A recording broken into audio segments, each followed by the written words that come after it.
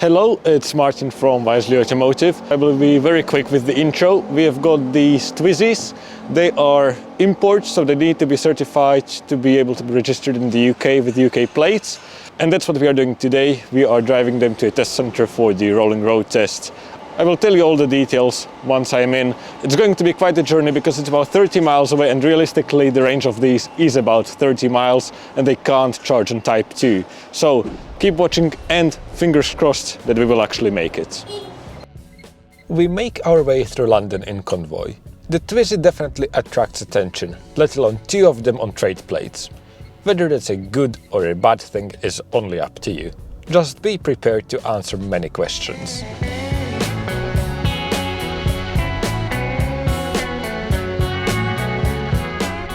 A noteworthy issue becomes apparent very quickly.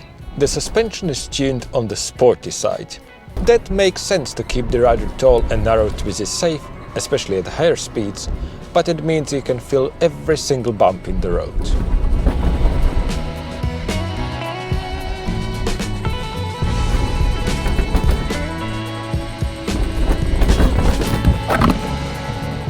Camera reattached, and despite the chilly morning, the sun is out. That means even without quote-unquote proper windows, nor a heater, the cabin is warm enough for me to take my jacket off. Cold temperatures can significantly impact the range of an EV, so at this point I'm quite optimistic about actually making the entire journey. So much so that we decide to overtake some full-sized cars.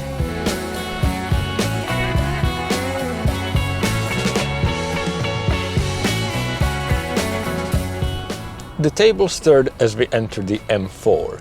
The Twizy has a maximum speed of about 50 miles per hour, at which the range starts absolutely plummeting. Given my level of patience, I simply choose to disregard that piece of information and press on at full speed.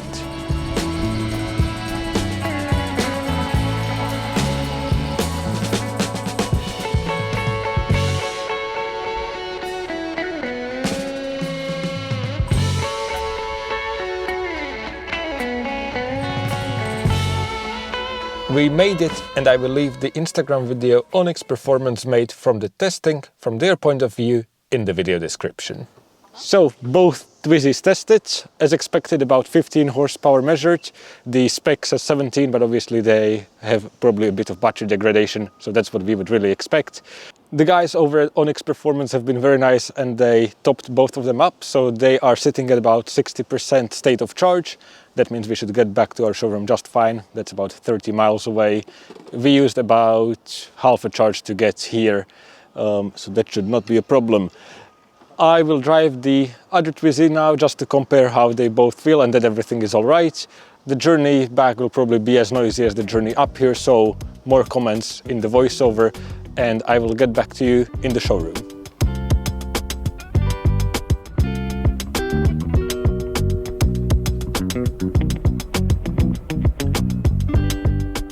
As we started, both Twizys were at about 2/3 state of charge, so we enjoyed the way back. Me without a pinch of patience, of course. Despite the second Twizy having the cheaper style of windows which are flexible instead of rigid plastic, I personally actually prefer them. At least between these two particular examples, they rattle a bit less at higher speeds.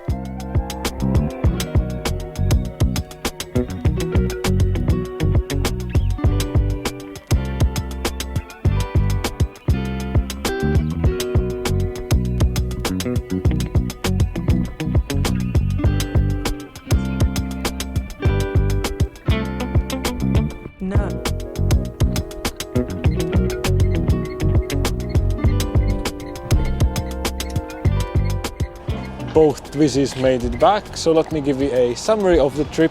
This car arrived with 4 miles of range remaining, and the other one crawled in with a single mile left, so I already plugged it in to top it up to about 7%.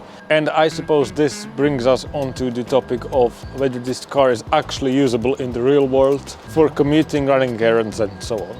Range-wise, I would say definitely. Today was a quite nice day with about up to 15 degrees Celsius. You see, I'm wearing just my hoodie outside. Sunny, no standing water on the roads, which all contribute to slightly better efficiency. but both of these really managed to get the quoted range of almost 60 miles on a single charge, which I would say is quite impressive for the type of vehicle they are. So even if you need to drive 15 to 20 miles one way or up to 40 miles return, I think you should be fine. Maybe 30 miles in the winter, even without stopping to top up anywhere.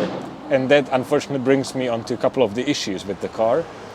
This is the charge flap in the front, and underneath hides, in our case, a European plug.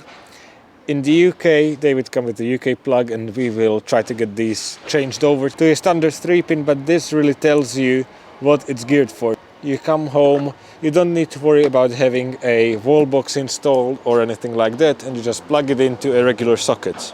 This may have been a fantastic idea back in the day, but times have changed and Type 2 charging stations are pretty much everywhere, so a Type 2 port would have made the car much more usable. The good news is that you can get adapters from Type 2 to a 3-pin socket, so if you really need to rely on public charging, you can do so.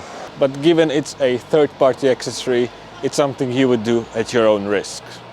I hope I covered everything. I sincerely do believe that there is a space in the market for this format of a vehicle.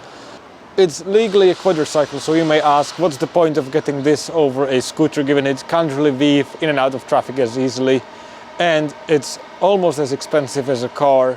But as much as I love cars, it simply is not a good idea to transport a single person in a 1.5-ton machine. So I would hope that one day, to keep the option of owning vehicles, if you want a second car in the family which gets used mostly for commuting, dropping kids off to school, or when you have to do a trip with more cargo which you can't do by public transport, you would have one of these to complement a bigger car in the garage. What I think would really make that happen is if these got their own category. So one day when all EVs have to pay road tax, these would still be exempt or significantly cheaper, with cheaper insurance, etc. Because at the end of the day, they are much lighter, less horsepower, so in theory they should not put as much wear on the roads. And even if you had just a third of the drivers switch from their big EVs to something like this, it would probably bring a significant saving in the total use of energy by the entire UK fleet. I can dream on, right? Anyways, I really wanted to drive one, so I now can cross that off my bucket list. Really loved it, so don't write it off before trying one out. But let me know in the comments what you think of these and whether you would consider getting one. Thank you very much for watching, and see you in the next video.